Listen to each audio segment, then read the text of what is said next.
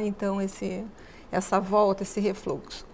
Mas uma coisa eu gosto muito de salientar para os meus pacientes, eu gosto de explicar didaticamente para que eles entendam, né, o motivo que se deve evitar algumas coisas. Muitas vezes as pessoas ainda não sabem se o problema está na pontinha do esôfago, já caracterizando essa esofagite. Então dizer assim, não, eu não vou comer a laranja, eu não vou comer o moranguinho, eu não vou comer o abacaxi porque me dá azia. Provavelmente o refluxo ou azia, enfim, e já está associado com uma lesãozinha no final. Poderá estar para esta sintomatologia de dizer que come a laranja e já faz mal. Porque eu não posso proibir, basicamente, para quem tem o refluxo e não tem ainda uma esofagite, ela pode ter o refluxo e não se sentir mal comendo fruta ácida. Mas fracionar com qualidade. A Fernanda, ela coloca muito bem a questão do aumento da pressão dentro do estômago, porque nem toda a culpa da doença do refluxo gastroesofágico recai sobre a fragilidade do esfíncter. Tem os fatores relacionados com o estômago, e então é muito nisso que a alimentação acaba atuando. A pressão seria muita quantidade, muito gás, para quem toma muita bebida gasosa. Gás, sim, sem dúvida, porque é o mesmo mecanismo, guardadas as devidas proporções, similar ao encher um balão. Então, vai enchendo o balão, o pescocinho do balão, ele vai ficando cada vez menor, até que ele fica distribuído quase de uma maneira homogênea com o resto do balão. Uhum. E o estômago é mais ou menos assim também. O esfíncter, que tem um tamanho em cada pessoa normal, ele vai ficando cada vez mais curto. Então isso favorece o refluxo. E não apenas por esse fator mecânico, mas pelo fator de aumento da pressão impulsiona o conteúdo gástrico para dentro do esôfago. Esse é um dos fatores. Outro fator é o esvaziamento gástrico retardado, porque aí sobra mais tempo e mais conteúdo dentro do estômago para ser impulsionado para cima. E um outro fator... E é onde entra, desculpa te interromper, a gordura. As gorduras diminui, fazem claro, este papel de um esvaziamento retardado, digamos. E contribui também para o esvaziamento retardado alguma obstrução do estômago. Ali no duodeno, que é a parte que vem logo depois do estômago, algum fator obstrutivo, como um estreitamento ocasionado por uma úlcera ou alguma cirurgia que já tenha sido feita, favorece que haja esse retorno do conteúdo gástrico em direção ao esôfago. E quem tem, por exemplo, um caso sério de refluxo, existe cirurgia para isso? Existe cirurgia. Mas antes da cirurgia, sempre se tenta o tratamento clínico medicamentoso. E um dos outros fatores que contribui e muito para a ocorrência da doença do refluxo gastroesofágico é o aumento da produção ácida do estômago. Então talvez seja o segundo fator mais importante. O primeiro deles é a fraqueza do esfíncter e o segundo é o aumento da secreção ácida.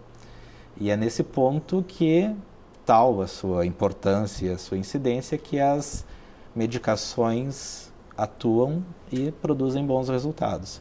Porque se a doença do refluxo está relacionada com o aumento da acidez, nada mais lógico do que usar medicamentos que vão diminuir a acidez.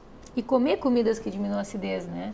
Existe um mito, até foi bom o Marcelo falar nisso, que é a questão do leite. As pessoas acham que o leite neutraliza apenas vou tomar um leite para passar a minha azia. O leite é ácido lático, né? Na verdade, ele tem um pH alcalino. E o que o estômago vai reagir? O que o estômago entende? Eu preciso neutralizar. É o efeito tampão que existe o tempo todo dentro do estômago, procurando manter aquele pH baixo, pH máximo de acidez, um nível super baixo. E o leite, ao entrar, vai elevar esse pH e o estômago vai produzir mais ácido tentando baixar. Então, momentaneamente, se tem aquela sensação de que o leite realmente foi um alívio, mas é um alívio muito curto, provocando o efeito rebote. E um mamãozinho, uma cenoura, uma beterraba, isso ajuda? Muito. Tá. Todos os alimentos fibrosos atuam de forma muito satisfatória a nível de digestão e de uma boa digestão mesmo, eu diria, de esvaziamento gástrico, inclusive. De rotina, então, o paciente que tem refluxo, ele pode começar, de repente, antes da medicação, Marcelo, começar com uma boa nutrição. Exatamente. E, via de regra, aumentar ou incrementar as dietas com resíduos. Exatamente. Né? Outro hábito muito comum é os pacientes, estes que normalmente fracionam muito pouco a alimentação, chegam em casa com muita fome na parte da noite e vão logo se deitar porque estão morrendo de cansados, enfim. Esta pressão no estômago, até por estar o volume aumentado, faz com que, pela posição horizontal, também possibilite e proporcione esse por isso é que eu tinha feito aquela pergunta. Noite, então. Comer e deitar à noite não é bom. Por isso que eu tinha feito aquela pergunta para o Marcelo, porque assim, é muito frequente, Fernanda, a gente ver a queixa do paciente. Não é tão frequente, pelo menos na minha... Eu como não faço clínica, meu negócio é cirurgia plástica, graças a Deus, hoje em dia cada vez mais estética, mas eu tenho muito paciente que refere refluxo em função até, tipo assim, tu vai operar, diz, doutor, quando eu fico muito deitado, tal, me dá azia, ou vem tomando medicação, tal. E é muito frequente a gente ver a associação da azia e do refluxo com o deitar de noite. Por isso que eu te perguntei se tinha um horário que o paciente se queixava mais frequentemente, ou que ocorria mais frequentemente. Mas tem um detalhe, de refluxo, né? Normalmente este paciente que se queixa é o paciente que chega em casa e come um volume maior na refeição do que seria o adequado. Porque não comeu durante o dia todo. Né? Para ficar deitado e ter refluxo, ele tem que ter uma hipotonia, que é a diminuição da pressão no esfíncter muito acentuada. Então, assim... algumas pessoas se queixarão mais à noite, outras se queixarão logo depois das refeições, e quem fizer refeições nos horários tardios da noite vão se queixar. E o tipo de refeição, né? Um churrasco à noite e depois dormir, com certeza isso não vai. Na verdade, se comer um pratinho de salada e deitar não é absurdo. Não, né? Até mesmo uma carne grelhada de um tamanho adequado. A obesidade, Fernanda, ela também, a obesidade não é uma situação exclusiva relacionada... Mas já faz compressão, né? Ela contribui. A gestação mesmo. Final da gestação, se vê muita queixa a respeito daquela azia noturna.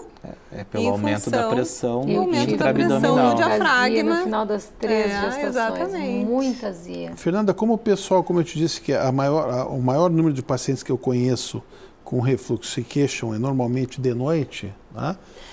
Ou o cara que tira o seu soninho depois do almoço, né? O que seria o ideal? Quer dizer, o paciente vai, primeiro, não se alimentar como se fosse a última refeição da vida dele, né? Não encher. Exatamente. Mas quanto tempo antes de deitar seria o ideal que o paciente esperasse? Tipo assim... 3 horas. 3 horas. Não, mas o soninho depois do almoço não dá para esperar 3 horas. Isso é uma marca, eu não gosto de dizer muito isso em público, porque isso é muito relativo. Varia. Muito relativo. A pessoa que comeu um sanduíche... E foi deitar, pode dormir, depois de 30 minutos, talvez não sinta nada. O almocinho suave pode dormir também. Exatamente. Comeu pouco, pode dormir, né, Fernanda? O bom senso eu acho que cabe também nessa análise do que comer. A gente vê os estudos que as pessoas que dormem depois do almoço é saudável, não é? Exatamente. Muito saudável. Pena que não dá para fazer mais seguido. E normalmente as pessoas se recostam, né, depois do almoço. Então também numa posição que favorece... o ideal é a deitar, gravidade, né? O ideal é deitar para dormir depois do almoço, esticar o corpo, né? Então tá. Já viu que a melhor forma de tratar é sempre prevenir, né? Então, coma de forma adequada, foi o que a Fernanda falou até agora, tem algumas determinados tipos de comida, álcool e cigarro também faz muito mal, né? Mas quem já infelizmente não conseguiu, com uma nutrição adequada, que não é muito regrado, que de repente já usou medicação, Marcelo, como é que se faz para fazer o tratamento cirúrgico do refluxo? Bem, então, existem várias indicações e abordagens. Então, o tratamento clínico ele envolve algumas medidas gerais, como mudança de comportamento alimentar. Tem algumas pessoas que colocavam 2 tijolinhos embaixo da cabeceira da cama para evitar o refluxo noturno, que é uma medida de eficácia discutível, pode beneficiar algumas pessoas, outras não. E o tratamento clínico ele é muito utilizado porque, na maioria das vezes, ele resolve, principalmente quando está relacionado ao aumento da secreção ácida. Mas a questão da indicação do tratamento cirúrgico está intimamente relacionada com o diagnóstico do tipo de problema que causa o refluxo. Porque a indicação cirúrgica, quando não é feita da melhor maneira possível, da maneira adequada, pode até piorar os sintomas. Então, o tratamento cirúrgico está indicado para tratar o esfíncter esofágico inferior hipotônico, que, como dissemos, corresponde a mais ou menos 60% dos casos. Então, 40% não teria indicação cirúrgica. E para isso tem que fazer o diagnóstico da hipotonia do esfíncter. Existem 2 sintomas para isso. Bem, então, também antes disso, o tratamento cirúrgico ele deve estar relacionado com a gravidade dos sinais e dos sintomas.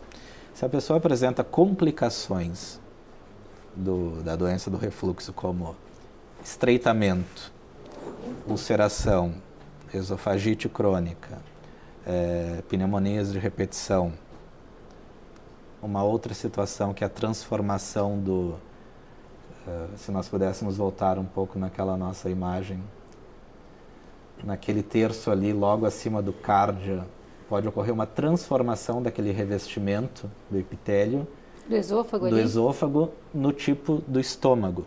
E isso é uma situação pré-cancerosa. Isso pela sucessiva irritação do esôfago. Então, a sucessiva agressividade do refluxo pode gerar câncer.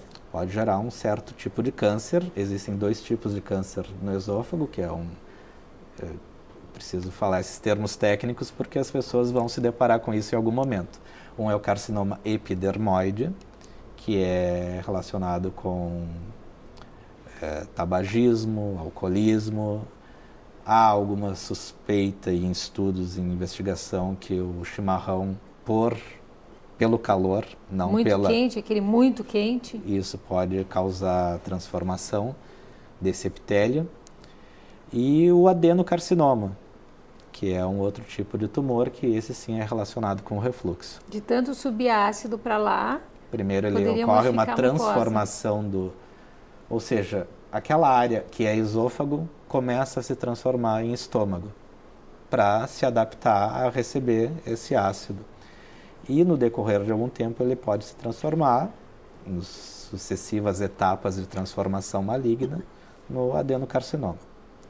Então, para isso, os exames que são feitos para detectar a anomalia do esfíncter, os principais são a manometria, que é para verificar a pressão, o tônus do esfíncter, e a pH-metria. pH-metria é aquele que a gente usa para ver se tem um refluxo. Acidez. 24 horas, é para fazer o diagnóstico. É para comprovar a presença do ácido no terço inferior do esôfago. Então aí vai dizer que isso é importante as pessoas saberem, né? Se a pessoa tem dúvida que se ela tem ou não refluxo, existe um teste que ela usa 24 horas no aparelhinho e vai descobrir que tem refluxo. Muitas vezes as pessoas não procuram o médico, Marcelo, porque elas acham assim, eu vou chegar lá, o cara vai achar que tem, achar que não tem. Ninguém acha nada, né? O médico vai fazer exames e vai saber se realmente tem ou não, porque existem exames que a pessoa usa o aparelhinho e vai saber se tem ou não. Isso depende da gravidade dos sintomas e é feita uma endoscopia antes para detectar se há algum grau de complicação, do tipo ulceração, transformação do epitélio, sangramento, estreitamento. E aí se indica esse exame, a pH-metria e a manometria. A partir disso, se indica o tratamento cirúrgico na situação em que o esfíncter está enfraquecido. E outra situação muito comum e que gera dúvida é a questão da hérnia, a hérnia diafragmática, que é a presença, vou mostrar mais uma imagem aqui. Marcelo, seria essa hérnia de hiato que todo mundo hiato, fala? Exato, do hiato diafragmático, que o hiato é o nome da passagem do esôfago para o estômago, em direção do tórax ao abdômen. Então aqui nós temos na imagem da esquerda um aspecto normal e na imagem da direita uma hérnia chamada hérnia de deslizamento, em que uma porção significativa do estômago está dentro do tórax. E o esfíncter, em vez de estar logo abaixo do diafragma, que é o músculo que separa as duas cavidades, ele está acima, alguns centímetros acima. Quais são as causas mais frequentes desse tipo de hérnia? Pode ser constitucional. Pode ser constitucional. Você tem uma herança familiar também, não? Não há uma ação hereditária para isso, assim, comprovada, como existem para outras situações. Mas pode ser constitucional, pode ser adquirida no decorrer do tempo, obesidade, aumento da pressão intraabdominal. E um outro fator que pode ocorrer também é o estreitamento do esôfago, inclusive pelas múltiplas e sucessivas agressões causadas pelo ácido. Pode causar. Então, de tanto ter refluxo, pode causar uma hérnia dessa.